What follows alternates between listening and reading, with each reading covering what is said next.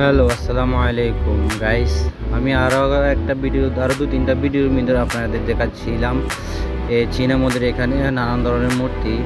এটাই আমার লাস্ট ভিডিওর মূর্তি। এটার পরে আমি আরও ভিডিও বানানোর মূর্তিগুলার এখানে তারপরেও অনেক ধরনের মূর্তি আছে। চীনা ধর্মে কীভাবে ঐতিহাসিকভাবে শাস্তি দিয়েছিল আর কি, ব্যথা দেওয়া হয়েছিল, মানুষকে কষ্ট দেওয়া হয়েছিল, ওই রূপটা এটার ভিতরে ধরে দেওয়া হয়েছে আর কি। সামনে আমার কামানরা আছে, আমার বন্ধুরা আছে, আমার বন্ধুরাও ভিডিও করতেছে, ছবি তুলতেছে যে যার মতন। এদের মূর্তি দেখে মাঝে মাঝে ভয়ও লাগে। কি বলবো, এক এক মূর্তি এক এক ধরনের, এক এক শাস্তি এক এক ধরনের, যে কত কষ্ট দেওয়া হয়েছিল মানুষকে, কীভাবে মানুষকে কত কষ্ট দেওয়া হয়েছিল, সব এরা এখানে তুলে ধরছে তারা আর কি। সামনে একটা পানির মতন জল আছে, এখানে মানুষ আইয়া মানে পূজা করে আর কি।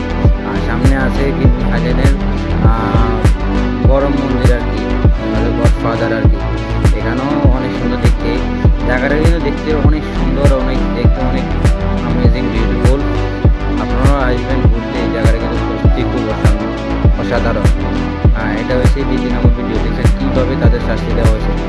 তো যারা যারা আমার ইউটিউবে এখনও সাবস্ক্রাইব করেনি, প্লিজ সাবস্ক্রাইব করবেন, লাইক করবেন, বেশি বেশি শেয়ার করবেন এরকম ভালো ভালো ভিডিও যাওয়ার জন্য। অনেক কষ্ট করে ভিডিও বানাই আপনাদেরকে দেখানোর জন্য, এমনকি সাবস্ক্রাইব পাওয়ার জন্য। তো প্লিজ সাবস্ক্রাইব করতে ভুলবেন না। Thank you.